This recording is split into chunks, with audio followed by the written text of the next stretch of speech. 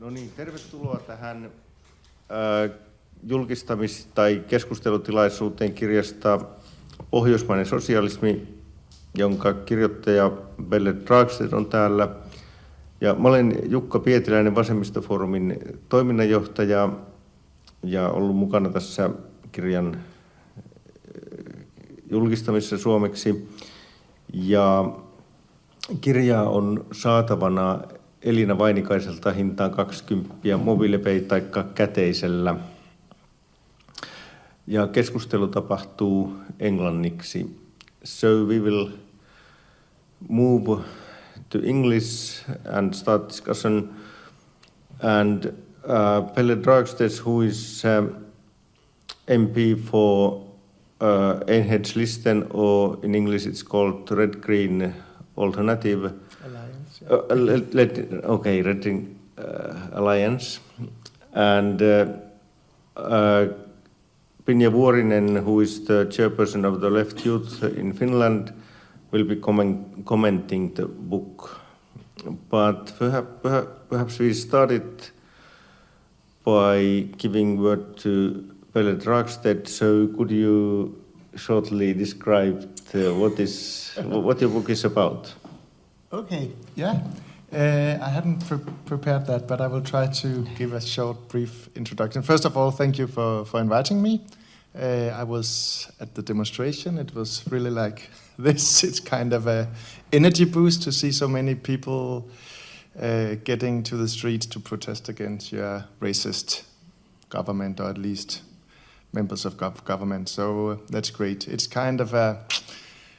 Still, I also feel that it's kind of a déjà vu for what was going on in Denmark 20 years ago when we had this racist party coming close to power. So, yeah, we could discuss that maybe at another event, how to fight this kind of forces. It's so troubling and difficult for the left to find the right ways to counter this kind of movements and ideas. But coming to the book, well, I think the book, of course, is about socialism, and I wrote it in order to try to restart a debate about socialism, not just as kind of a slogan or kind of a vision, but also as a practical thing, how to take the first step in order to change our societies in a socialist direction.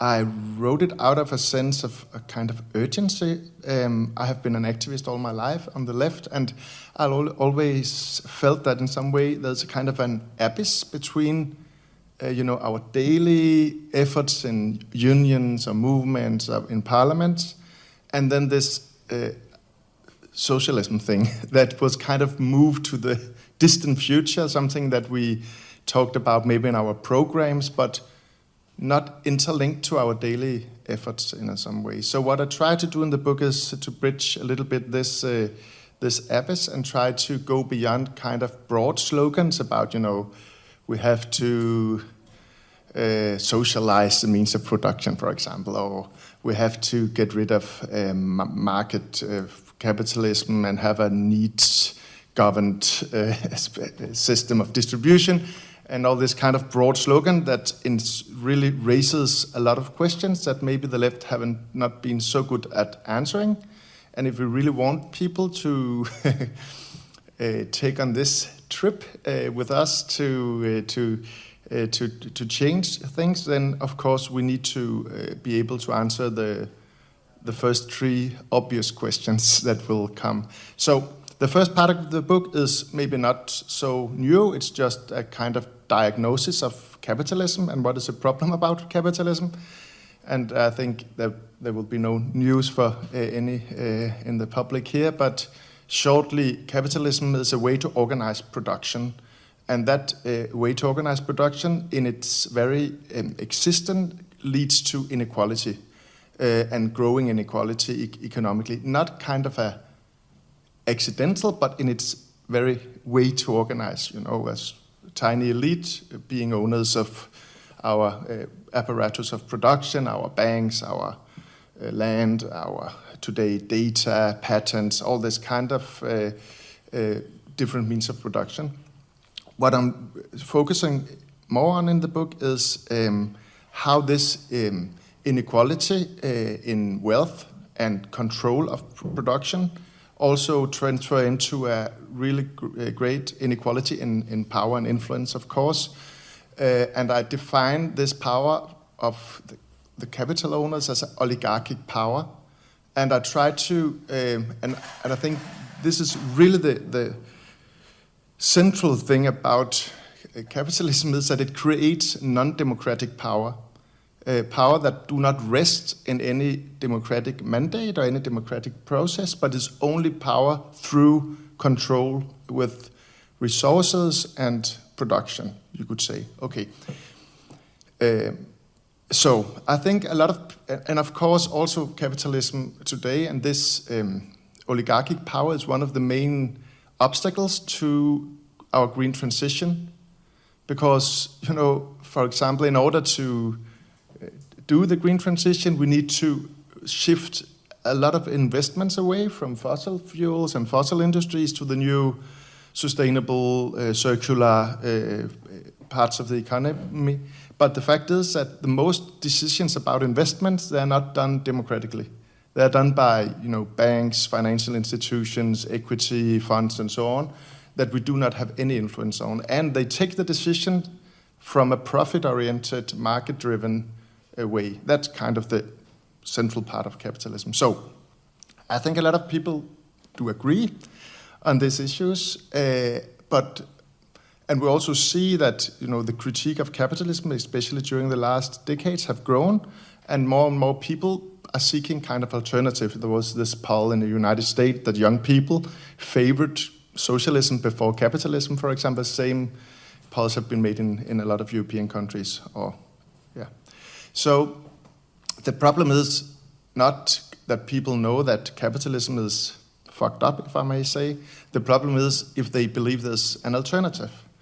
And of course, this kind of question that we are always posed, like, yeah, but socialism didn't ever function. Why will it not just happen the same as last time someone tried to do socialism, and etc.?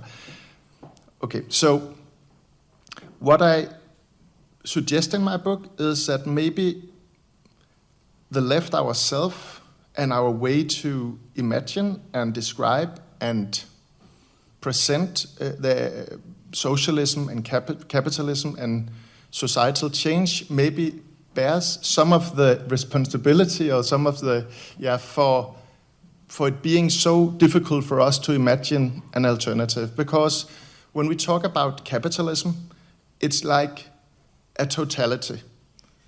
So we are saying we live in a capitalist society, we're having a capitalist economy, a capitalist market, some would even say a capitalist state, and it's kind of all-encompassing. There's nothing outside of this capitalism, and socialism is another totality that kind of will come after this rupture, this break with capitalism. Okay.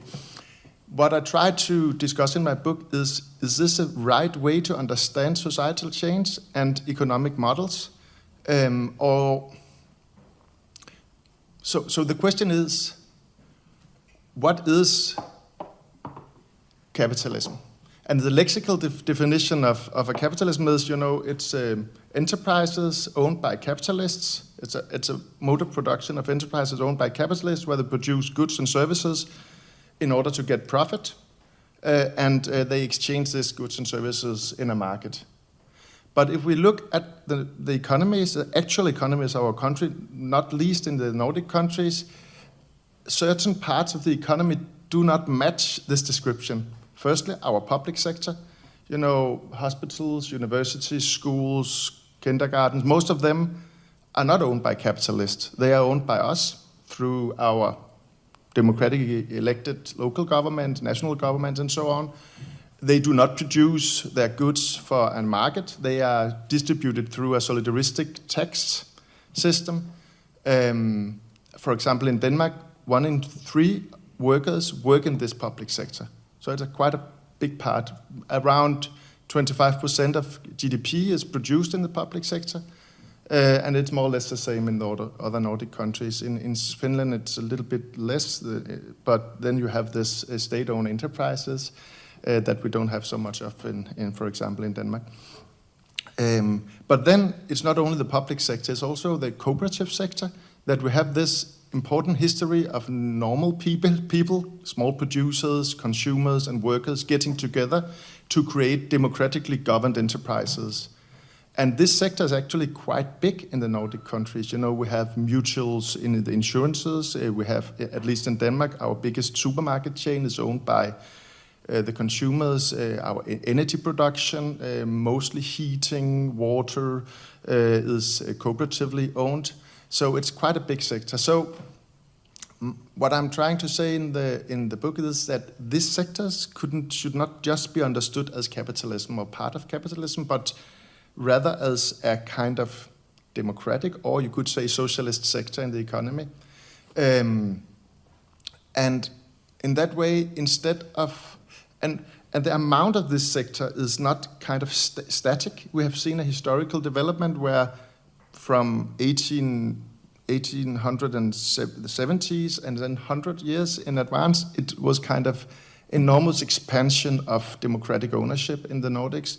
And then from starting with the neoliberal era, we have seen the movement in the other direction, kind of the expansion of capital, non-democratic ownership, privatization, demutualization of cooperative, etc. So, what I'm trying to say is that instead of understanding an economy as either being capitalist or socialist, instead, I think it's more meaningful to look at an economy as kind of a hybrid or a continuum between this. You could call it a mixed economy. It's maybe a more common way of describing it.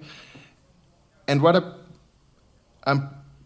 so a society could be is not either capitalist or socialist, but more or less. So what I propose in my book actually is to find ways to make our economy more socialist. And of course, in the end, I want socialism and the socialist social relation and production to be the dominant ones, like the obviously capitalist social relation today. And the main part of my book, I discuss ways to do this. How to socialize ownership to different sectors, how to introduce more planning at the expense of market decisions, etc.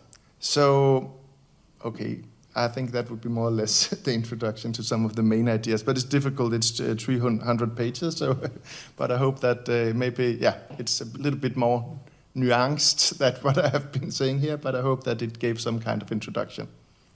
So perhaps Pinja could then say what kind of impression the book gave to you. Yeah, so actually finished it like yesterday, though it was only the outro. I had read it throughout more before that, but certainly a very interesting book. I'm gonna start with the things I really appreciated it and maybe go into some criticism later.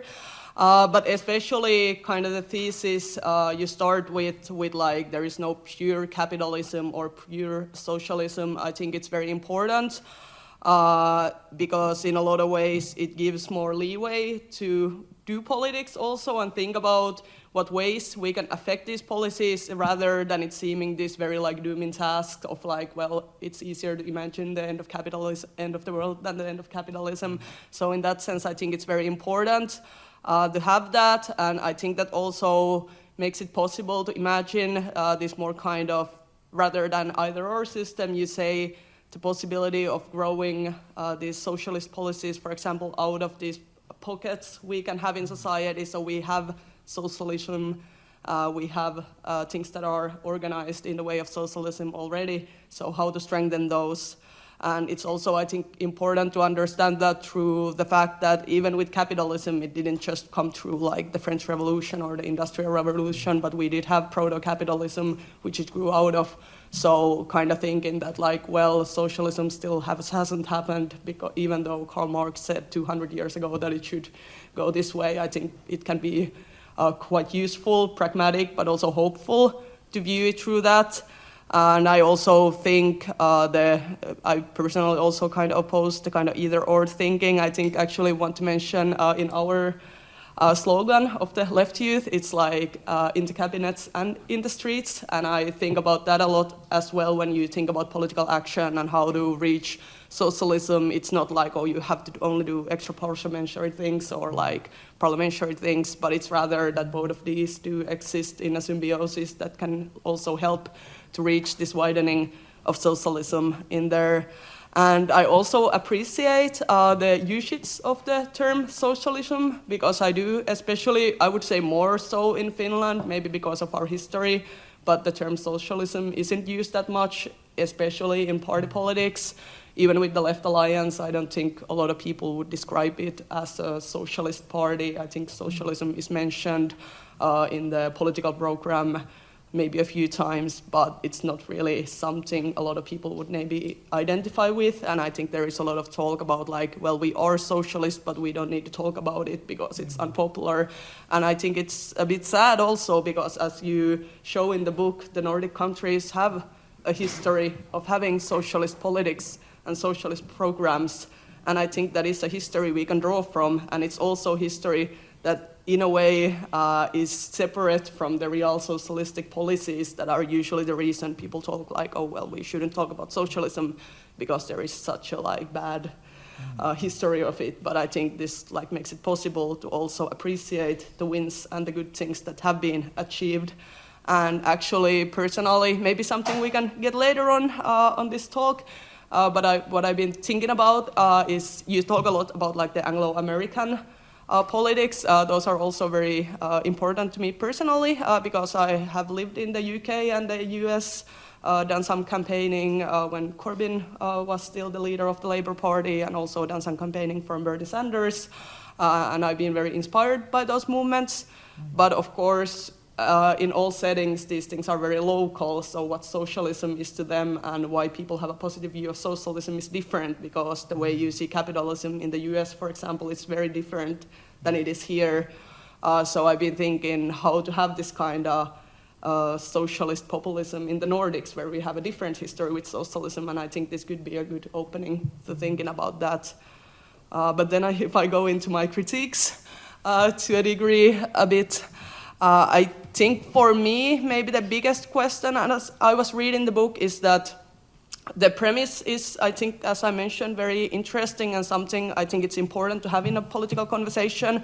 And I think also the reforms proposed are interesting and important to read about, because it's good to have these practical things as well. But I think, as you mentioned in the beginning, that the social democratic power that came to Europe after World War II was also affected by the fear of a communist revolution and by the fact that we did have these real socialistic countries and kind of which made capitalists in the West afraid.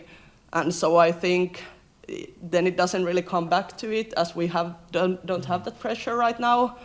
Then how can we now get through these reforms that were maybe easier because of the existing conflict back then? But I think I kept thinking and coming back to that as I was reading, was like, well, this is a good reform, but how can we get that through, especially since you described in the beginning the nature of the oligarchic capitalism and kind of how the capitalists through that are able to make their power stronger and consolidate that, as they do have the money and the power to, you know, even in a democratic country and democratic government, you don't need to have a corrupt government. It's enough that you have more money to put into elections. It's that you have wealthy backers. So how do we combat that? It's easy to say people power, but how do we then form that? I think that is something I would really like to hear your viewpoint on. And another thing, I think, even though you definitely do mention the climate crisis, a lot of times I still think it was more like something to add on to this discussion about like these democratic reforms, but I think like the pressure and the intensity of the crisis that is like drawing nearer and nearer is something that is going to have to be fundamentally part of oral politics, and it also gives us quite a timeline really to what we have to do, and I think the need for that I maybe would see even more through this. Like it's not just because we have this like history of these reforms that are good for people, good for the society, but also because we genuinely really need them right now. So, can you just say some answers to this criticism? Okay. Yeah, I think I will start with the last point about climate. I think that you're right, that the climate threat, the real changes going on right now kind of makes this idea about gradualist change a little bit difficult, because we have to solve this in 10 or 15 years, and I'm talking about, a more gradual transition to a more democratic society. On the other hand, it's also very difficult to imagine some kind of revolutionary rupture in the coming 10 to 15 years. So it's like it's a dilemma. One left-wing politician who wrote a review about my book said he was agreeing on what I was saying, but he said the problem is we do not have time to this confrontation with capital right now. So he was kind of the other way around, saying we have to work with capital in order to solve the climate crisis, and then we can discuss democratization afterwards. And maybe he has some kind of point, but I think my point of view is that we have to do both. For me, it's quite obvious that the democratic power does make green transition easier. I think it's by no coincidence that, for example, the Cooperative supermarket chain in Denmark was the first to decarbonize part of their production, or that the pension funds owned by trade unions that is most democratically elected were the first to de-invest in carbon companies. So democracy makes us take better decisions, you could say. So I think all that we can do to democratize ownership will help us through the green transition. But of course, it is not they will not solve the crisis, because we will not be able to democratize the economy in the next 10 or 15 years. Still, I think that, for example, the idea of a public investment bank, for example, would be a major step towards solving the investment crisis, and we are seeing some kind of steps in that direction now with, for example, the new economic policies of the Biden administration. Of course, there's nothing to do with socialism, but it is a kind of new kind of capitalism with a reintroduction of what you call industrial policies, like state intervention more directly in the economy, instead of just like in the new liberal era, leaving it to the market where the investment would go. And of course, it's small steps, but I think also answering the other critique that the new geopolitical situation in the world, of course, it's not the same as a threat of kind of a real socialism or like in the 60s or the 70s, but I think they have some kind of the same dynamic. I don't know if some of you read this famous statement by this national security advisor to Biden, Jake Sullivan, who made a speech for the Economic Chamber of Commerce, I think, or something in the United States in, I think it was April or May.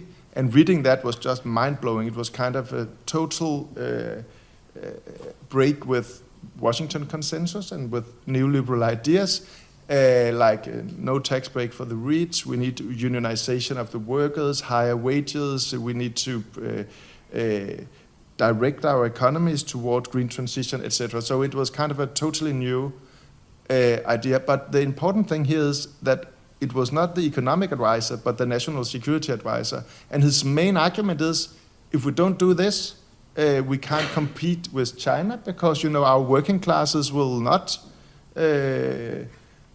we need to create better lives, for example, that China or other countries are doing. So in some ways, there's some maybe new space for us also to take advantage of this geopolitical situation. Of course, it's also really dangerous because the threat of, nuclear havoc and this kind of things. But I think it's kind of changing a little bit the, what do you call it, game board. I think that would be the first answers. I have several ideas what to ask, but perhaps one of the topics which you didn't mention in your book, you have commented in some interviews which can be found online, but one of the things is basic income and how it is related to the ideas of your book. Oh, I used to call myself some kind of agnostic when it comes to basic income because I think it's really a hard discussion, especially because it haven't been tried ever, and we don't know what will be the social and power consequences. Of course, basic income. Firstly, when we discuss basic income, we have to discuss what basic income. It's like discussing is if wage is a good idea.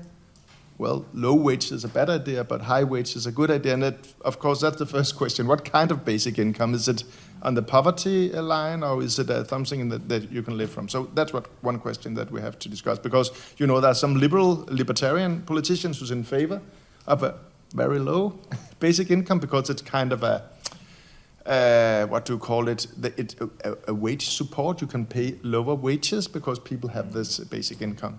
So, of course, there's something really liberating about the idea of a UBI or basic income. That is, of course, it is a kind of, I discuss the term decommodification a lot in the book, the idea of making us less dependent on market. That's what our welfare system, for example, is doing right now. We are, in the Nordics, much less dependent on market relation for fulfilling our basic needs than, for example, in the United States or the UK. But of course, a UB or UBI would be an important decommodification in some way because people could choose not to enter the most important relations in capitalism, which is the work-capital relation. But on the other hand, that's also the relation that gives us strength and power as working class. So, of course, the thing that could talk against the basic income would be that we risk this libertarian dream of just pushing people out, and then they can be consumers, and robots can make the goods with very few workers, and then we'll lose the very foundation for our strengths as a class, which is our ability to stop production.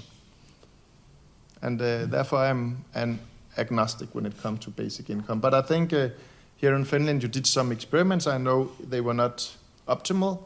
I think we need to do more in order to know what would be the consequences. So I'm not the UB type that says that kind of the answer to all questions. I think it should be considered and experimented, but not some UB people are a little bit religious, if I may say so, about it. It's kind of when I say, no, we have to do that. No, you just do UB. But so that's kind of my position on this issue, and it's kind of a weak position, I know, but yeah.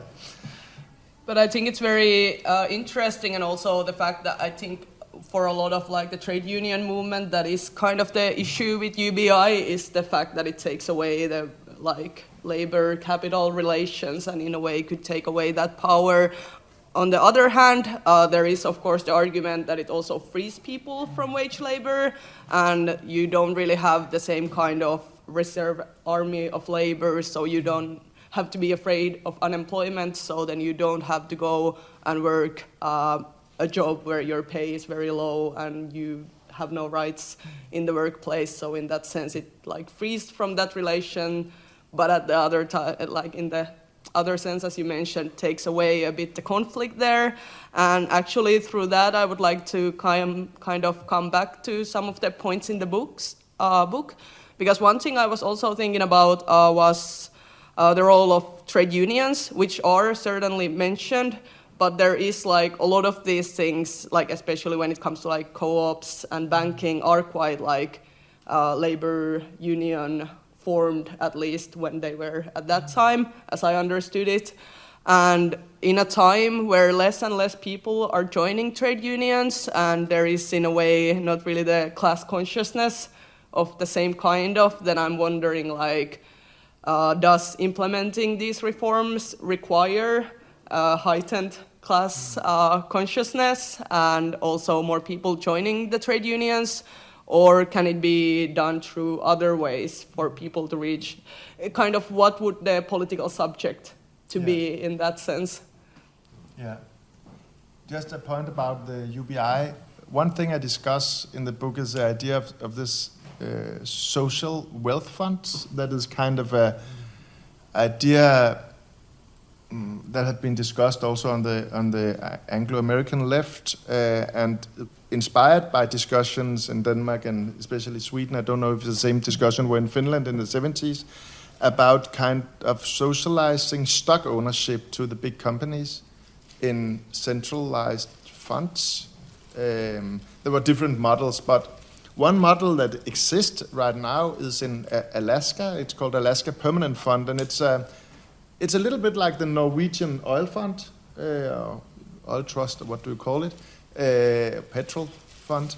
In that the resources that they get from, for example, mining or other stuff, they goes into this fund. But the difference is that it pays out dividend to every citizen in Alaska once a year. So it grows like Norwegian funds, and it's getting bigger and bigger. So this dividend paid out is every year higher. So if you imagine doing the same thing, for example, saying that every major company should every year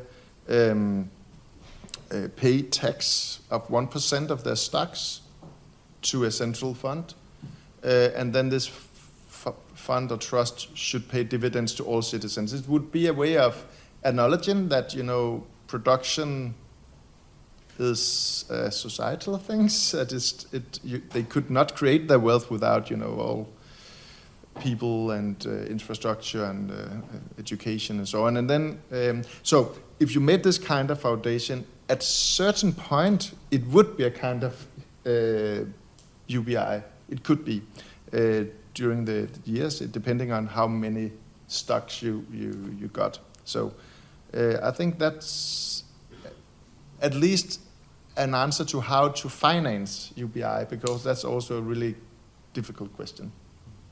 Okay, but to the other issue of class consciousness. Of class, yeah. As I admit in the book, that's also one of the weak points of the book. That I really, it's really not a book about how to make the movements to make what I propose possible. Of course, I discuss it briefly. I think still the working classes, in its broad sense, is of course crucial to this kind of changes. But I think the alliance could be made even broader, including, of course, pensioners and students, and also small independent businesses and so on. Because when we talk about oligarchic power and democratic power, I think there are common interest among the big majority of people in advancing this kind of reforms. But of course, we know that there will be a fierce resistance. Of course, when you have power and someone wants to take away some of that power, you resist. And of course, capital owners and their organization will resist at least some of these reforms. And you need a really strong base, a really strong subject to be in order to win these political conflicts. And the answer to this, of course, would be a strong organization in unions, in movements, and so on. And I do not discuss it. Should be another book. And how do we do that in the kind of class society we know today that is different from the industrial capitalism of the 60s and 70s? How do we make this kind of organization that are able to do these changes? So maybe you could write that book. Well, we can do that together then. Yeah. But actually a continuation question that came to mind from that, as you say, and I think there is a reason to concentrate on the reforms themselves as well. But of course a lot to discuss, like you said, about how to get them through. But do you think the reforms you propose are something that could also help with this? So, if one is implemented first, could that raise class consciousness or another kind of political subjectivity that could make it easier to also go through with the other ones? Yeah, that's an interesting question. I think so, and I really think that you should that one should understand these reforms as kind of incremental, in the way that some reforms are easy to do. I discuss a lot. For example, it would be no problem to create more public investment banks because they already exist. It's only a matter of putting more money into them and using them more in a political way. For example, the Danish investment bank, it's kind of their mandate is to only act in a market-conform manner, but that's just political decisions. So, of course, for example, I think now going back to Biden, it's not because I'm a big fan, but it's interesting what he's doing right now. For example, using this public investment to say you can have these tax breaks, but you have to unionize your company. And this kind of course, if we use public power to, for example, avoid union busting practices. I know that your actual government is attacking union rights right now in Finland. I think that's extraordinary. It's not normal even for right-wing governments in the Nordics to do this kind of attacks on basic rights of workers. So it's and it's kind of against the tide because, as I said, at least in the US they're discussing you have a president saying we want more unionization and higher wages for the workers, and then you have a government here kind of living in the past in some way. So I think that this is really an important question. I read this book by two British scholars. They wrote it when they still thought that Corbyn could win the election. And it's called Get Ready to Take Power. And what they discuss is how to begin socialist reforms. And they kind of take inspiration from the Thatcher era. They say it's like reverse engineering what Thatcher did, because they planned very cautiously, the Thatcher administration. They didn't start by attacking the miners. They started by doing other kind of reforms that weakened working class union interests, for example, nationalizing or privatizing bank and finance and other stuff that kind of changed the relation of forces, and then they attacked the miners. And it's the same kind of thought I think we will have to do when we discuss these reforms, because every reform that kind of reduces what I call oligarchic power by democratizing, for example, having a social wealth fund or a very strong national investment bank makes a country less vulnerable to capital flight, for example. Having a lot of worker-owned cooperative makes a country less prone to export jobs to other countries, because why should you export your own job? That would be stupid. So all this kind of reforms, of course, is changing the relation of forces. But it's doing cooperative, for example. It's not worker cooperative has not been a really big thing in the Nordics. like for example in Spain or Italy or France, even Canada and United States have a quite big presence of worker-owned companies. But the trade unions in the Nordics, at least in the last 100 years, they have kind of not prioritized to be owners, but to fight for better wages. And I discussed this in the book. It's kind of the Nordic model of social democracy was this. There was a famous Danish social democratic finance minister. He was saying, there was this discussion about ownership, and he says, why should we slaughter the golden goose, or the goose that lay golden eggs? In other words, the capitalists are very good at making wealth, so let them do that, and then we redistribute them afterwards to the workers. But the problem, of course, was that this class compromise didn't endure. It was only a compromise because the working class was so strong. And then when inflation soared and oil crisis and all this stuff in the 70s, they just ended the compromise. And they could do so because social democracy didn't prioritize the issue of ownership. There were certain really radical social democrats like there's Rudolf Meitner, the Swedish economist, and also in Denmark, the trade union movement, even the social democratic part of it in the 70s, they discussed how to socialize ownership.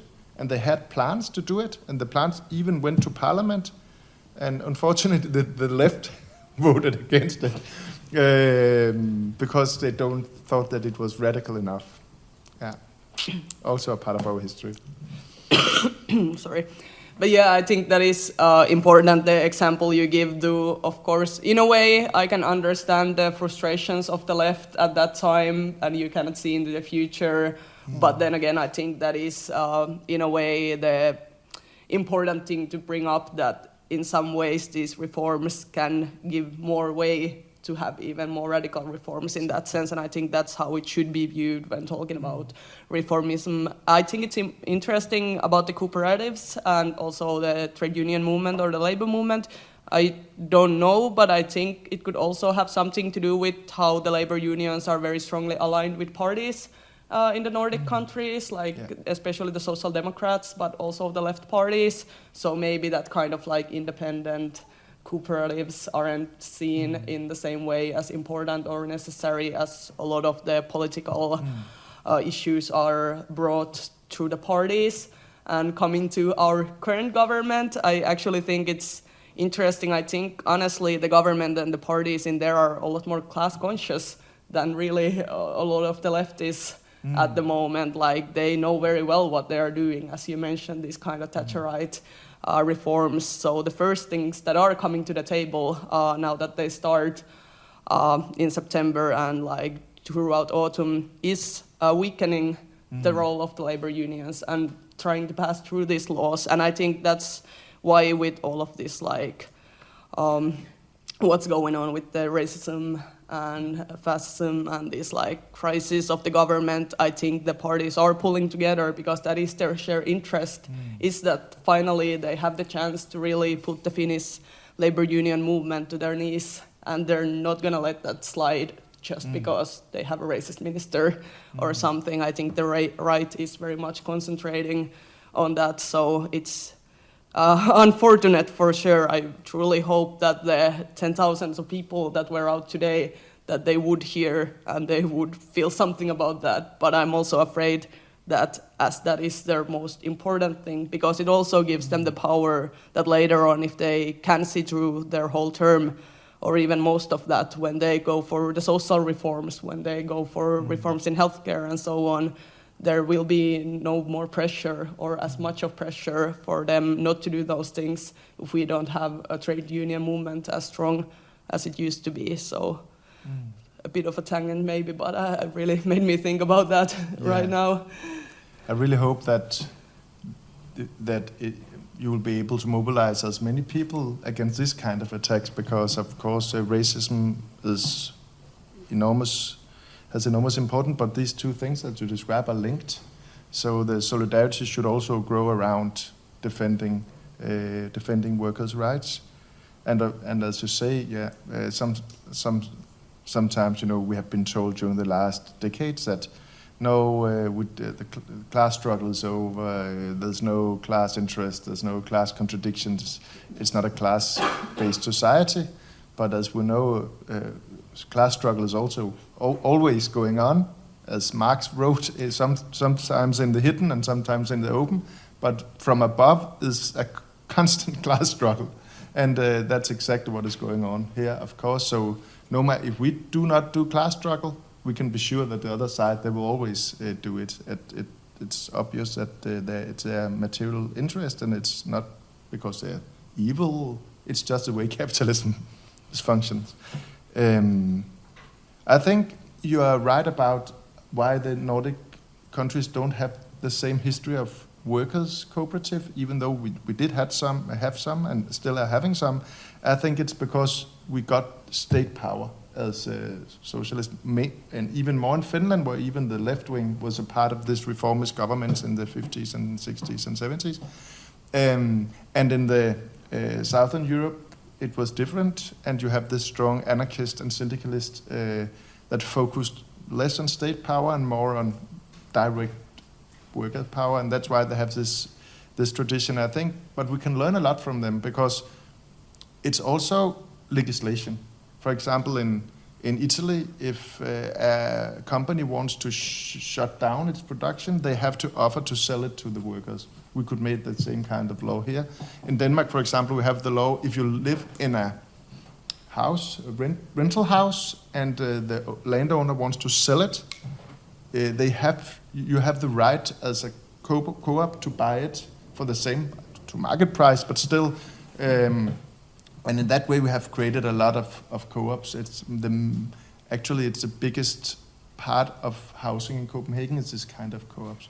So we could do the same with businesses, or for example in Great Britain, and UK, they have done this called employee ownership trust. That is a legislation saying that it's making it very attractive for business owners of medium or small-sized businesses when they make what we call a generational change, or giving it to the next generation. I don't remember the English word for it. Then they have tax breaks if they sell it to their employees in a democratic construction called employee ownership trust. So all this kind of legislation we could easily do here, and that would advance the creation of more worker-owned companies, and thereby reducing oligarchic power in our economy. Mm-hmm. Okay, so some ideas. I have been following also German discussion recently, and what I found in Germany was one statement that which said that every generation should define itself what socialism means. And interestingly, in Denmark, already 2 books have been written about to criticize Pelle's book in Danish. And when I was searching who were the authors of these books, they were actually members of the same party, but one of them was significantly older and one of them was significantly younger. So is this a kind of socialism as understood by your generation, or is there any kind of generation gap, how different generations understand socialism? Actually, I think it's not, as you say, there's some old people, maybe older people criticizing and younger. So I think it's not a generational discussion. The good thing is that the book really created a discussion, not just among the left, but also in the broader public about socialism. And that was, I think, even the ones who are critical towards some of my position acknowledge, and that for the first time we actually I was invited national television and radio to discuss socializing the means of production at 9 o'clock in the national radio. That was kind of new and really great. And I think people are really fond of that, and surely it's easier to talk about socialism today than it was 2 years ago in Denmark. And then there are this theoretical criticism. There have been written two books about my book from the left. It's, as I said, it's very typical left wing that we're having this discussion. That I have been, of course, at the reception of this book, and I was invited to discussion with. They are good comrades, the one who have written this book, and bright people. And some of their critiques are difficult, and they have important point of views. But what I have said to them a little bit is, okay, but if you're critical towards my way of arguing for or pointing the way to socialism, why don't you write a book about that instead of writing a book about why the way I do it is wrong? Because, and they also acknowledge that, that maybe it's more a critique. So I think it's a typical left-wing thing. But of course, we should discuss and the analysis and the answers, and some of the criticism are good. There could one criticism is the lack of internationalism of my vision. Okay, we can have Nordic socialism, but if we are part of imperialist social relations, what is the difference? For example, or a critique like. Another critique is this, that there's a kind of naivety in my book, that the idea that we, in some way, step by step, can take away the power of capitalists. Is that possible? How would they react, and so on? So there, of course, there's a lot of just and good criticism, and I think my book is, of course, just my contribution, and it leaves a lot of questions, not least the issue of the subject, the political subject, and how to empower the movements and the unions and the parties in order to make this possible. So, but I don't think it's a generational thing. I think it's the same old discussion, actually, about gradualism, or rupturalism, or reformism, or so it's kind of old discussion in new clothes, and it's important discussions. And my point of view is that as long as we is agreeing on that we want to advance a more democratic and socialist economy and society, well, none of us know what will be the right way to do it, so we should just try in all the ways that we can.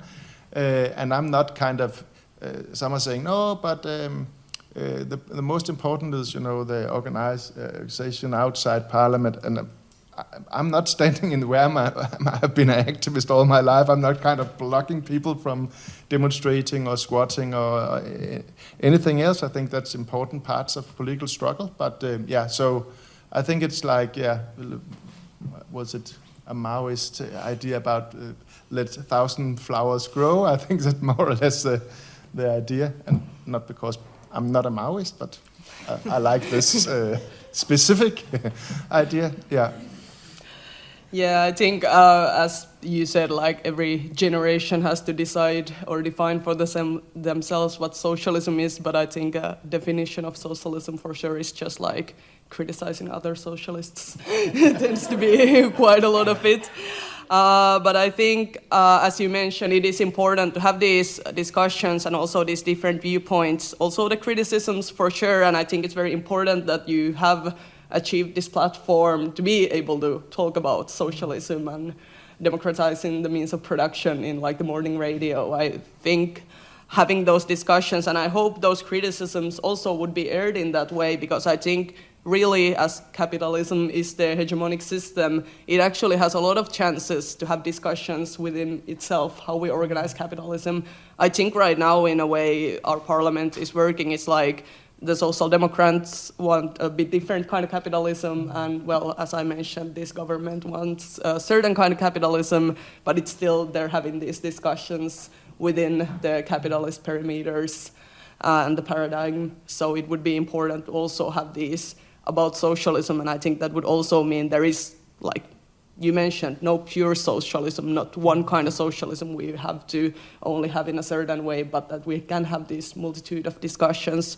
About the generational question, it would be actually interesting to hear what kind of issues were brought up and were they different with like the older people and the younger people, because as I mentioned in the beginning, for example, for me, kind of the lack of urgency regarding the climate crisis did feel left me a bit critical and maybe a bit empty, because maybe for my generation, for example, kind of having the feeling of growing up and not really knowing what kind of world you're going to live in 50 years or so, and how that affects everything from like having children to a career and so on. It's like a really existential question. So kind of seeing it as just, well, it's kind of there and this affects this can be definitely a generational critique I could see, but I don't know if that was even the thing that was brought up. Not so much. I think the young people criticizing the book was also from a more, if I may say it a little bit hard, more dogmatic Marxist position, and not so much out of the climate issue. But I'm totally agreeing on this urgency of the climate. But I think one way of seeing is a little bit more positive, if I may say, is that we need to do this green transition, and it really is a major change of our productive apparatus. It's from energy to production to agriculture and when you do that kind of big transformations, for example, after World War II, when we rebuilt Europe, that was the moment where the working class created the welfare state or the social states when we talk of Southern Europe. And I really think that while pressing and making these changes that we need to do in the green transition, we should do all we can to kind of take advantage of the changes that we are doing. For example, securing that the new energy systems is not just owned by capital, but are owned by cooperatives or the state. I just made an agreement, in the Danish parliament, about building 13 gigawatt of wind turbines, wind power in the sea, and we agreed on a 20% state ownership of this project. And of course, 20% is all too little. I would like at least 51, of course, so we had the power to decide. But still, it was clearly a break with, for example, all the other wind projects that have been done in Denmark the last 20 years. So this kind of struggles, I think, are important, while we, of course, the most important thing is to get those fucking wind turbines built, and then we can take maybe the struggle about who owns them afterwards.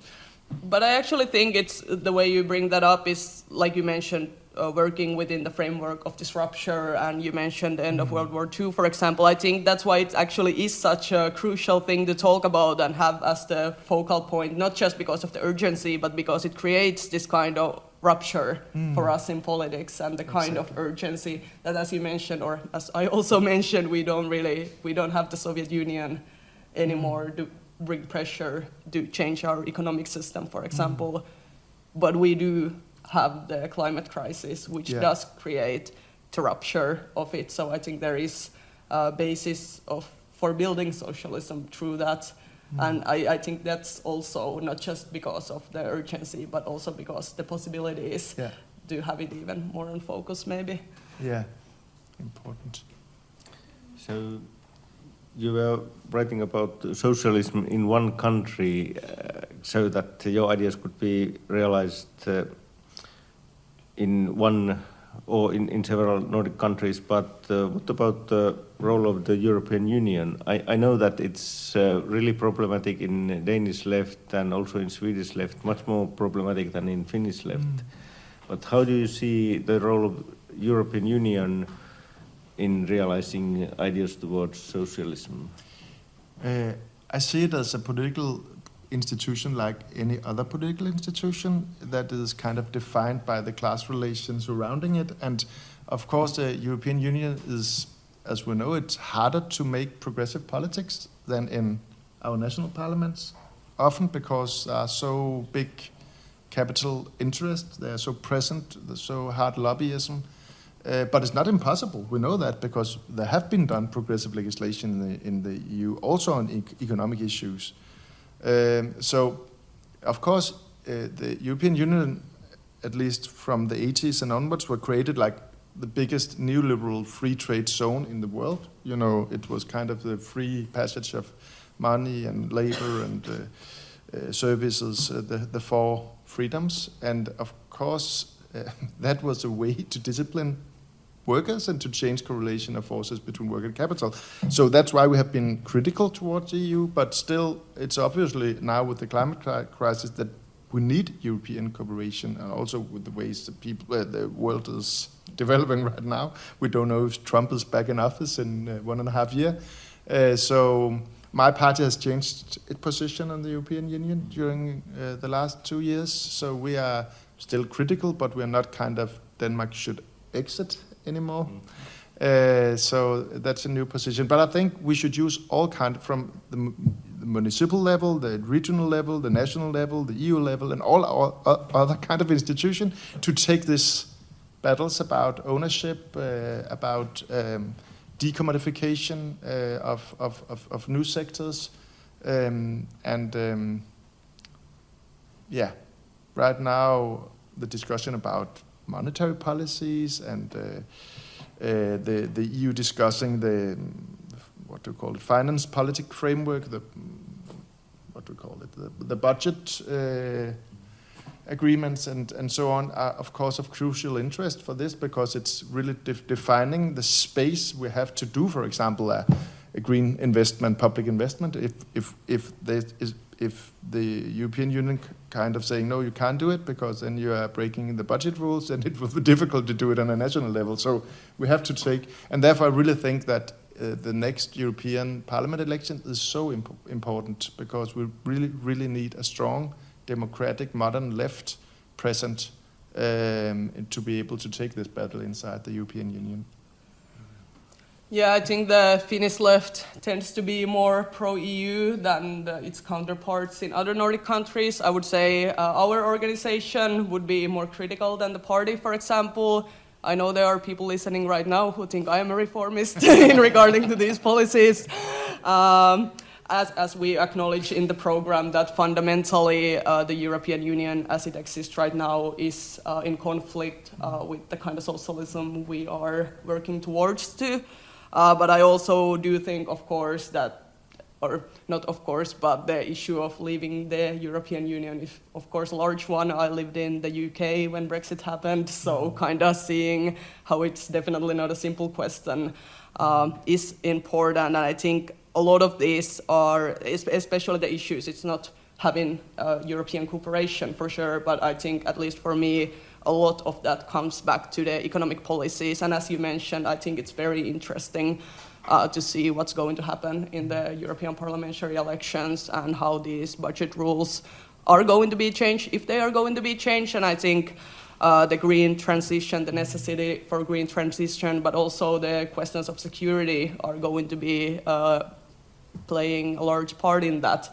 Because as we see, we can't really, well, right now at least, you know, the market to the east that doesn't exist anymore, and that has put ourselves in an energy crisis, but also the US is becoming more protectionist, so it also means that Europe has to be more independent and sovereign when it comes to our economic policies, and that would mean massive public investment, which is something these like superpowers like the US and China are doing.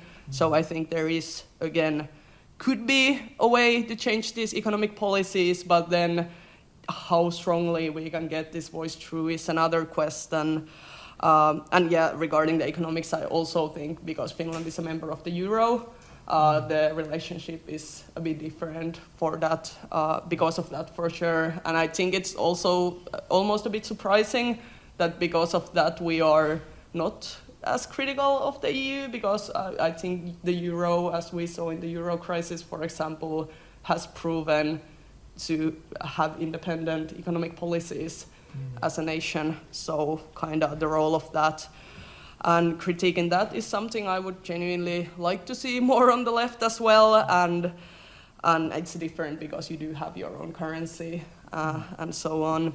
But of course, then again, the security politics is an important part as well, and I think that is a big question regarding the EU and EU's future as well. Like there is the question of economic security, of environmental security, but of course, with now the war in Ukraine, a very concrete traditional security as well. And I think it's also interesting to see if security cooperation changes in any way, and of course NATO membership has been on the table a lot, so seeing kind of through that what kind of arrangement can be made. But actually talking about Nordic cooperation within the EU and within like these systems as well, I think security policies is an example of that perhaps, because I think in Finland, in the left at least, there was this kind of argument that no, we shouldn't, join the NATO, for example, we should have more European level and especially Nordic level cooperation. But I think from the other Nordic left parties,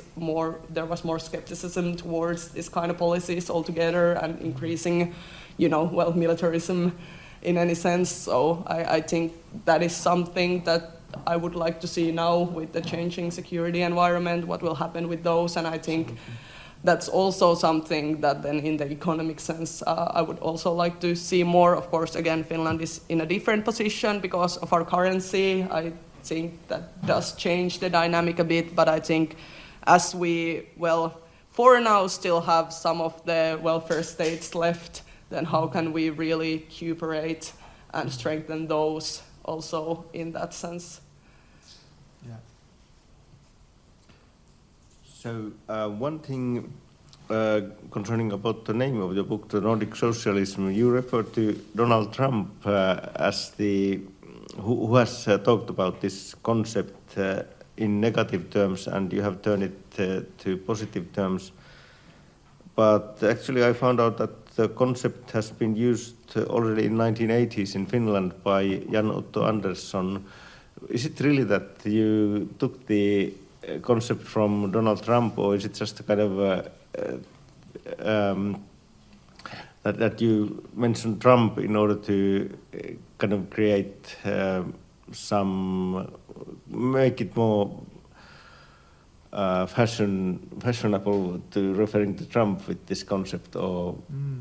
No, actually, the title was inspired by the administration of Donald Trump during the primaries, where Bernie Sanders tried to gain. They made this report called the Opportunity Cost of Socialism, that was kind of warning against the monster of socialism, and there were this chapters, old time classics like Soviet Union and China and Venezuela, but there was also quite a bit about warning against these terrible systems of the Nordic countries where people didn't have any money because they paid everything in taxes. And I also cite this famous Fox News anchor Trish Regan, who made there's something rotten in Denmark, and said everyone is working for the state, and this kind of crazy stuff. So, but of course, the idea for the book was not from Donald Trump, but I think what made it interesting is that because their form of capitalism, or their degree of capital domination in the economy, are so great, they look to our countries in the Nordics and they see things that they consider being socialist traces or elements or building blocks. And what I'm trying to say in my book is that I think the Nordic left have been all too blind to acknowledge this. So that's why I use it. But it's really interesting that Finnish socialists have been discussing these issues, or the idea of certain Nordic experience that could. Yeah, it's important for me to stress that this Nordic socialism is not something culturalist or essentialist. It's not like, it's our culture, its own. It's just an experience. We had a certain experience in the Nordic countries with a really great amount of common ownership and decommodification of essential services, more than anywhere else in the world. So it kind of, for me, shows that it's possible to move in that direction gradualist. Of course you have to have strong correlation of forces and all that, but it's not impossible. It's not like, that only ruptural change is possible. We know that also in, when people started to organize cooperatives, they were without, they were uneducated, they had no power, they had no money, also when the first unions created. So it's not like, objectively, we should be more able to do it today. We have more resources, better educated, we have a democracy, so it should be easier today. So that's kind of what I think the Nordic model, or the Nordic experience is. So I think it's interesting that it has been discussed before. Actually, I think that also the reform economists of the Eastern European countries are quite interesting because, in the 60s and the 70s and the 80s, there were exiled mostly voices of Marxist economists from Russia or Czechoslovakia or other countries that actually were very critical towards the authoritarian socialist systems, but they didn't want a change into capitalism. So what I propose in the book of kind of a mixture is very much the same kind of ideas that they were advancing from the other positions, saying that we want to maybe move a little bit, have introduced some kind of market distribution because the planned economy didn't work really well in a modern diversified economy, or we want to change state ownership to more direct cooperative ownership. Of course, they didn't succeed, but I think actually we can learn a lot from their criticism and their ideas also about this kind of more democratic socialism.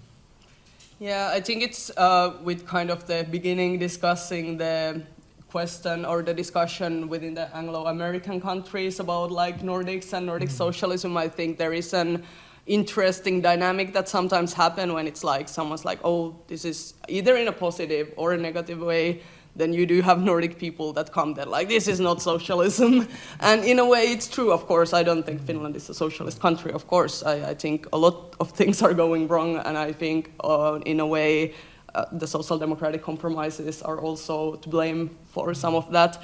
But I think we also kind of shoot ourselves in the foot if we just go with every even good reform that like, well, that's not real socialism anyway. So I think like it might be a bit naive, it might not be the most like analytic way of discussing things when you say like public libraries are socialism.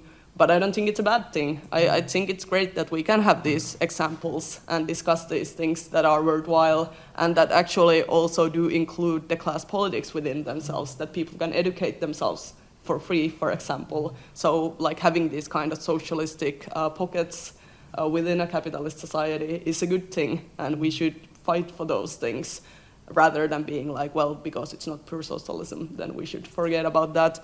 But it's also interesting what you said about like the it should be easier now to get these reforms through than it was, I don't know if you would call it the beginning of socialism and so on. But I think there is the interesting dynamic of between like, the environment, whether the working conditions are so on, were so bad that you kind of had nothing to lose. Like, I mean, a lot of like early trade unionists, but of course right now globally also, but even so, could be murdered for organizing, and people did that despite it because, well, the alternative was also just, there was the genuine feeling of like nothing to lose but your chains. But I think there is the kind of dilemma that while we have reached these welfare states and have a better position now, it also kind of makes people less inclined to fight for the rights that have been achieved, because maybe you take them more as a given, and as such it's harder to organize people. And I think that is a bit of a political dilemma, because of course I don't want things to be bad for people. I'm not like an accelerationist in that sense that like, oh well, first everything should go to hell and then people will be motivated. But I think the dilemma exists of like, if we do these reforms, then will that in the long run just leave people more passive and not really understanding what it takes to get those through?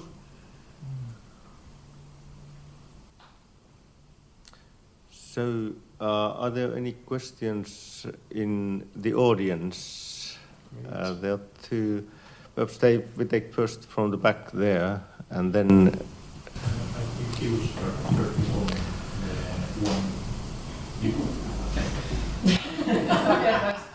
Okay. My name is Alexia. I'm from a Finnish small civil society organization called Talousdemokratia, which means economic democracy actually. So, but yeah, what we do is we focus on the monetary system and the banking system and things like that. So it's really different from what I understand the concept of economic democracy is. So, but I'm not really asking this as a representative of Talousdemokratia. I'm just wondering in general because, at least for me, the term socialism, now I've heard it so much because I've been in these left-wing circles kind of for a couple of years now, and it doesn't, I understand, but when I first kind of heard it in Finnish context, it was always, okay, socialism, someone talks about socialism, that means totalitarian state.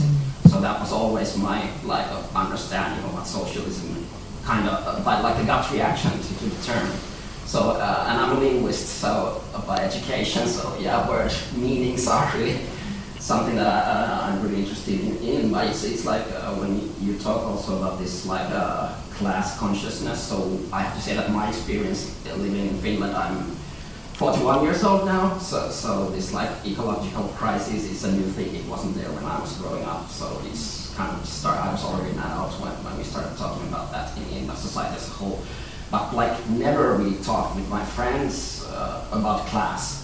It just wasn't a concept that would be in any way relevant to us, kind of, because in Finland you can be from a poor, or you at least could be from a poor family, and you still can access university education and things like that. So to me the word the class consciousness or the working class, it brings to mind in the context of socialism and the ownership struggle and all that. It brings to mind the early days when the workers were working in horrible conditions in factories, and that's the image. And now when I think about factory, I think it's robots doing stuff, and it's just this doesn't resonate with me at all, basically. And that's something that I'm kind of wondering. And also my sense of Left Alliance Party, my impression or image is that they are not factory workers, for example. They are university students who are left-wing intellectual type of people more. And then we talk about this green left. So this is the thing what you said, Pinja, as well, is that it's the ecological crisis that is driving. Maybe that has the potential of mobilizing people, I would think. And I was actually also in 2 years in this change finance, civil society organizations coalition that's trying to change the financial system. And for us it was we need to change the financial system so that it doesn't finance fossil fuels anymore. And it's connected to this ecological crisis. So I don't know, this socialism and ownership and class struggle, it just doesn't resonate. And I don't even have this idea of a working class identity in Finland or anything, but I might be wrong here, but this is all just, I don't know how this would kind of get people into action. It just doesn't really resonate with me. And I'm wondering how the others feel in these circles. So, of course, words can be so polluted that you should stop using them. And actually, when I wrote the book, I was considering, should we talk about, for example, a cooperative economy instead of socialism, or just economic democracy? Well, at that time, we had this search of, for example, Bernie Sanders, a young generation for whom socialism didn't mean totalitarian, authoritarian state, but meant exactly access to a good life, welfare, decommodification, fighting the power of big corporations in our society. So for me, socialism basically is about that the 1% should decide less over the fates of the 99%. So that's kind of socialism. It's just the idea of making the democratic principles that we know from the political sphere kind of spread itself into the economical sphere and our working lives. So for me, that's socialism, basically. That's a principle. So of course, it's a discussion. We could choose not to use the word socialism and talk about economic democracy instead. For me, it's not important which word we use. I chose very constantly to use the word socialism because I think it's the best way to describe it. And because, so what I do is try to point to that the socialist tradition in the Nordics, of course we had a communist tradition. I'm coming from a communist family that kind of flirted with this more authoritarian ideas. But still, the most important socialist current in the Nordic countries were democratic socialism, not just in the social democratic parties, but also in parties to the left. And they created our welfare institutions, working cooperative, different kind of common ownership, and therefore I think by pointing to them and saying, hey, this is socialism. Of course, you could say that it's banality pointing to the libraries, but actually our welfare system is showing every day that you can organize enterprises because they are means of production, and hospital is a mean of production. In the United States, it's just, a company and they have workers and they sell their products in a market. So it's maybe it's unusual for us to see a hospital as a mean of production, but it is. So we show every day that we're able to organize production in a way that is not profit-driven and that is democratic. It could be more democratic. I would want for the workers to have more democratic influence in our public sector, for example. So it's you can choose. You could choose to leave behind the concept of socialism and take another one. I have chosen to try to make it to point to that the major current in socialism was a current that created the Nordic welfare states in our part of the world. Concerning class, for me it's not so important to talk about class, but class is here. So I think it's an analytical tool. What to do as a left-wing party, as a socialist party. For example, if you live in a rented apartment, your interest is opposed to your landlord. It's an economical matter. If he can raise your rent by 100 euros, he has 100 euros more and you have 100 euros less. Okay, it's the same with your employer.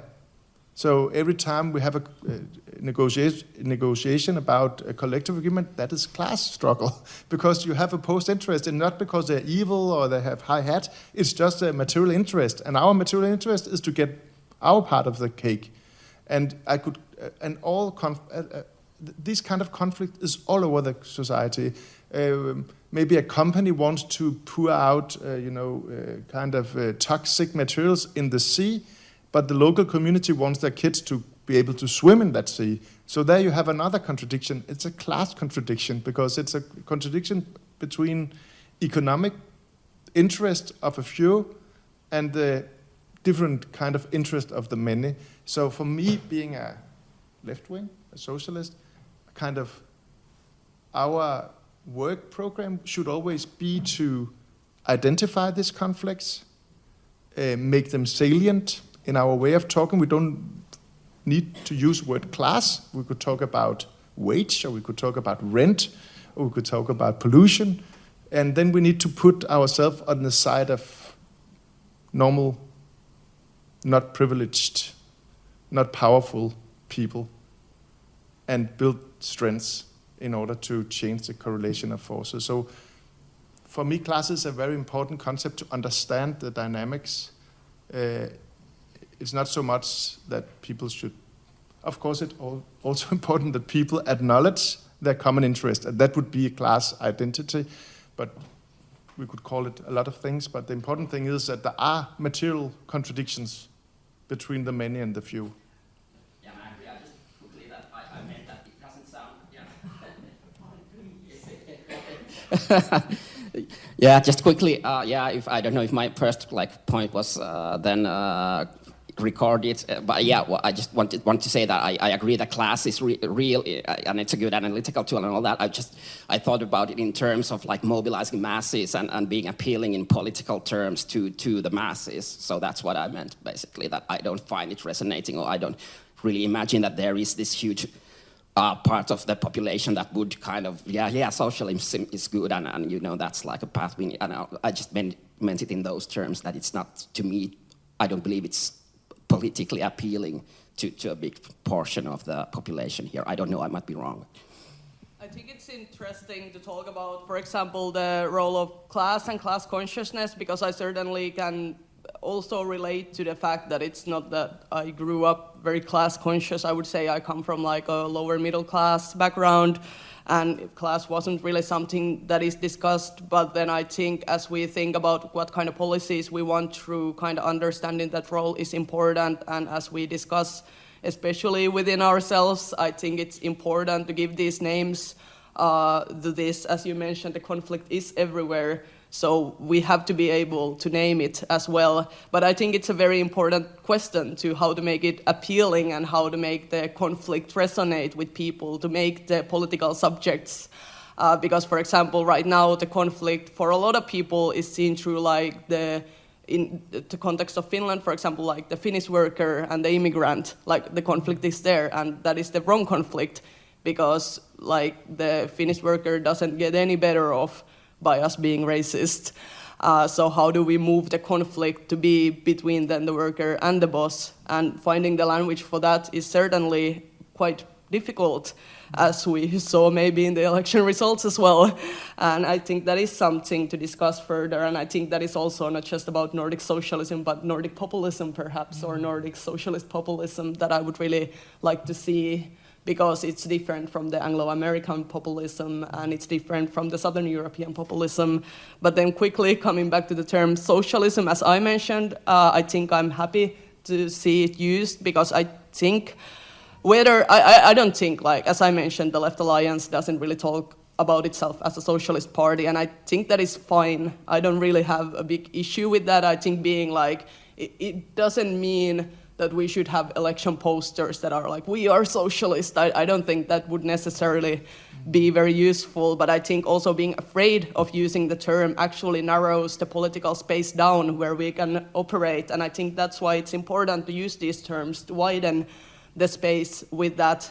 And I don't know what you maybe referred to as when talking about maybe polluted words, but I'm not sure if I definitely agree. I have called myself a communist publicly and been able to have discussions about that through it as well. And again, I don't think the party should be like, oh, we are communist, but rather than having the space to discuss these things, rather than it just being a taboo, like, oh, there was a Soviet Union, so we shouldn't talk about this. And really, I think in a way, feminism is an example. Of course, it doesn't have the historical weight in a way socialism maybe does, but for a long time it's been like, oh, it's this term, like we shouldn't use the F word, and it's kind of like that's not accessible to people, and what does this even mean? And I think it really has broken through in politics, and it's not like a weird thing to call yourself a feminist. In certain spaces it can even be accepted that you do, or at least are comfortable with saying so. And I think there is something we can also learn for the fight for that word when it comes to socialism, that there is a space to be built and acceptance to be built for that. Okay, so we are going end of time, but let's take the last question from the audience. Okay, thank you. My name is Heikki, and I represent several grassroots organizations and favoring the class orientation particularly. First of all, I'd like to say that I'm happy to see that there is discussion about something Nordic, because now that we are the member of NATO, and already before that, there has been a lot of discussion, are we a Western country? Like, I think this dates back to historical traumas, of course. We have had our problems with the Eastern neighbors, unfortunately, but also the inferiority complex somehow, I would say, as a Finnish. I don't know how are the things in Denmark and in Sweden, but this has been the thing.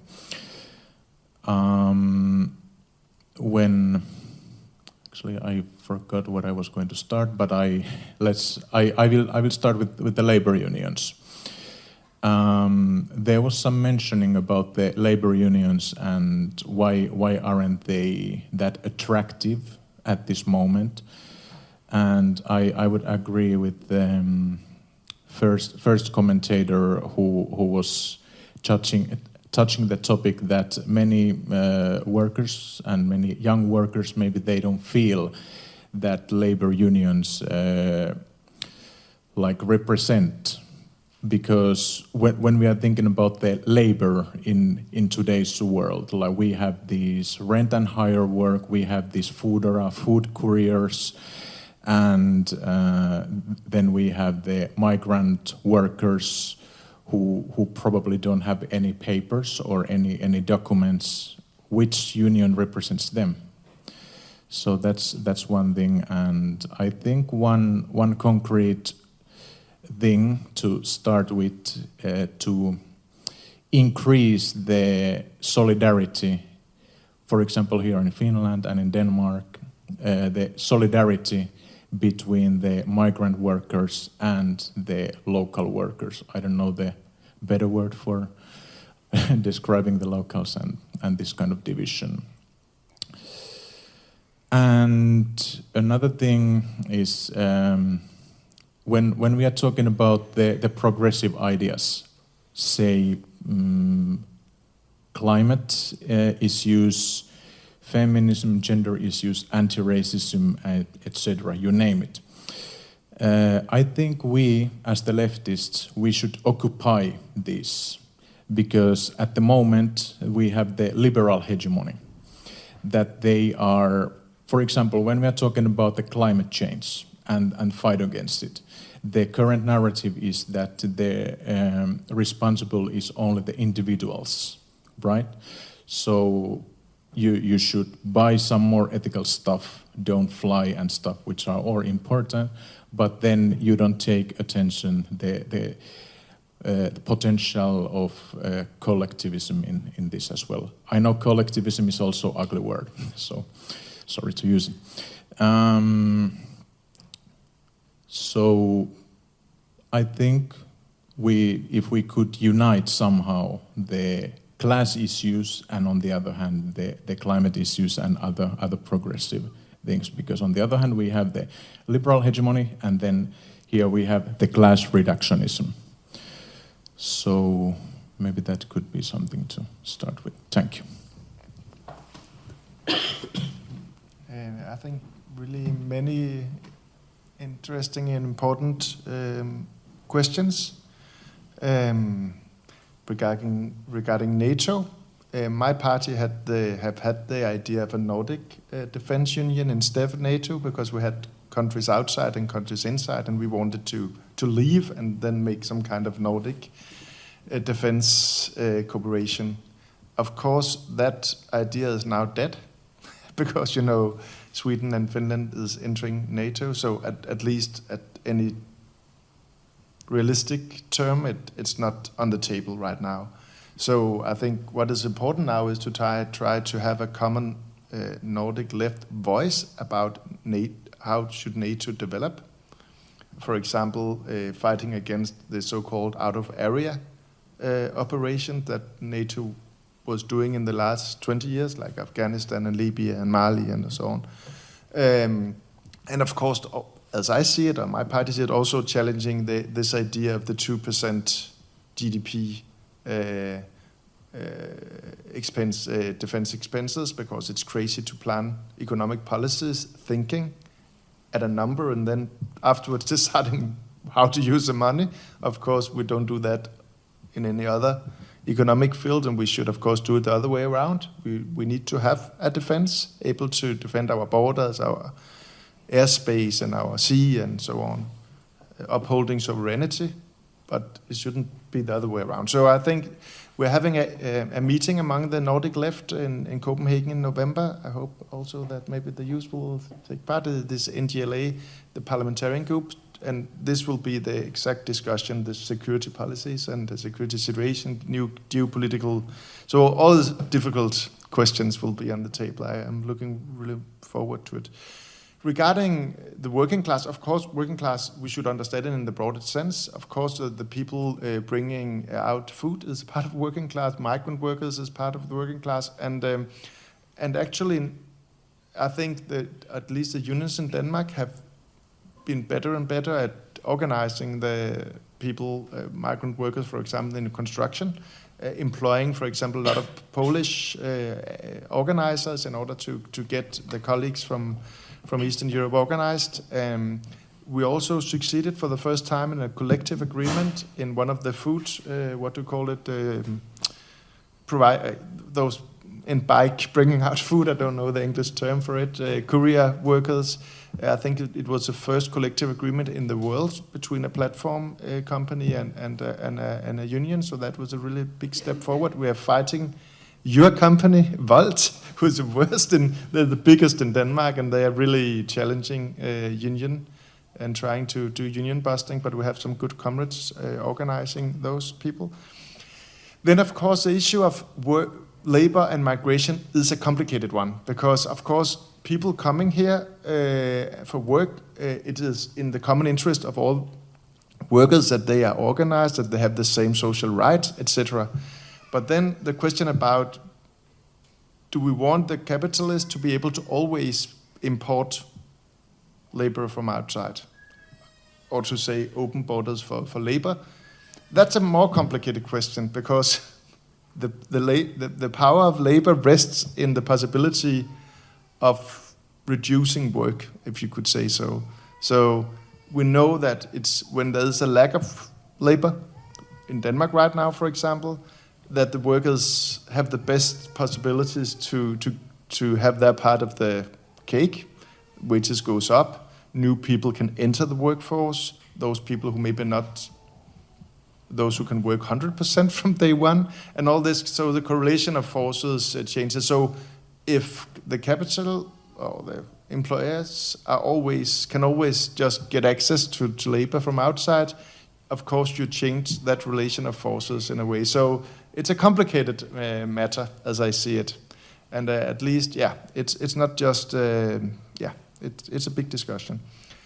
The other point, I think really it's so important to see the climate struggle as also a class issue, because also there we already discussed who should own the means of production in the new, but it's not only that, it's also who should pay for the transition. For example, if we are using levies or taxes on carbon, and we should do that, it's very important for what we use the money coming in. Because, for example, the right wing in Denmark, they want to use them to support industry and agriculture. And of course, the left should fight for all this money going back in the pockets of workers, so you don't reduce their real income, if you could say so. Because, we use these taxes to make people make other choices. It's not in order to finance the welfare state, and we shouldn't finance the welfare state by carbon taxes because we want carbon to go away. So that would be also a stupid idea. So I think it's so important, and we see, for example, with the yellow vesters now, this peasant movement in Holland, that if we are not, as a left, able to make it clear that it's not normal workers or pensioners that should pay the price for fossil industry responsibility, then we risk that it will be kind of a value or cultural war instead of. But it doesn't have to be it. We can make a green transition that is just and that creates a more equal society, better jobs, more jobs, unionized jobs. It's only a matter of policy. But it's really important that we haven't been good enough in my party. We're trying now to kind of change our rhetoric and our policy a little bit, but because of the urgency maybe, we have in some way neglected a little bit the class dimension of the green transition. Yeah, I think regarding the East versus West, and it's nice to have like something that is Nordic. I think I can actually agree with that too. I would, of course, we are very much within the Western hegemony. I think it's still important to not just look towards the Anglo-American trends, even though, funnily enough, a bit why we are discussing this is probably because of like Corbyn and Bernie and the momentum within those movements. So I think we can draw from that, and I think it's actually quite an interesting dynamic, talking about, for example, the labor movement, that in a way it is more radical and kind of more cool right now in like the Anglosphere, and especially I would say the United States right now, because there is no such, there is a proud history, of course, but it's not as institutionalized. So actually I think for young people, the reason joining a union might become like a thing to do again. It's because of these kind of influences that come from the Anglosphere, where it's like, oh, it's cool to join a union, so people start doing that. I mean, that's kind of what I hope for sure. But I definitely do think there is also the labor union movement could have been better. Could have been better in the past, could be better right now. There are things that we are working, or not we, but it is working towards, with like organizing the couriers, for example, in here as well. There is the movement for that. And I think another one would be, again, bringing up the climate crisis. Right now, I think it's great that the labor unions are with that, but I think it's unfortunate in a sense that I think if they were with that like decades ago, we could have a stronger position right now. But I think a lot of times it's been more about like saving this factory or this industry, rather than using the power that they had back then to actually go forward with the transition. And now it's I don't want to say too little too late, because it's not too late, but I hope that would have happened earlier for sure. About like the kind of migrant rights, and regarding that, I think that's also important. While we have to defend the freedom of movement, the freedom and the right to seek asylum, and with everything like this, I think it is important to acknowledge the kind of right-wing argument for that, and I would say kind of neo-colonial arguments for just importing cheap labor that is not able to organize in the same way. How do we counter that? I think that's something in Finland for sure we are seeing right now, and going to see even more in the healthcare sector, because I think in Finland nurses are the worst paid out of the Nordic countries. So people who have studied here maybe go to other Nordic countries like Norway, for example, because it's paid a lot better, that no one really wants to become a nurse anymore or study for that. So then it's like, well, we don't have any workers here, so then there are these programs where like nurses from elsewhere in the world, and especially from the global south, are like given education, and then they become nurses here, which again, it's not bad by itself, but by the logic it kind of creates of this, like we can pick this cheap labor from there and put it here. So that is something that has to be combated, but also in a way that doesn't like give more strength to these racist arguments that should have nothing to do with it. But to close off the part also about the climate crisis, the liberal hegemony, I think it's important because right now I think there is two alternatives in the mainstream talks, that is usually the liberal hegemony or the conservative hegemony, not only regards to the climate crisis, but to everything. And I think that is quite depressing, because there should be socialism or leftism, however you want to use the term, should be the third option. And in a way, I do think climate crisis, as I mentioned before, does give us the strength to have that rupture, to bring those things together. To close off, I would like to mention something you have in the outro of the book, which I did finish yesterday, about, you know, how the election was won in this kind of climate election, because these young climate activists shut down the country for like 2 weeks and so on. And I think that's important, but also sometimes a bit depressing, where it's like, oh, the young people will just do that. What I would like to see is not only the climate activists shutting down the country, but also, you know, the labor unions going on a general strike, and with all bringing the climate and the class issues together to foster forwards the new kind of politics and maybe the Nordic socialism. Okay, so we have been running out of time. So thank you for the audience and thank you for the speakers for the interesting discussion. And the book is available here by €20 if you like.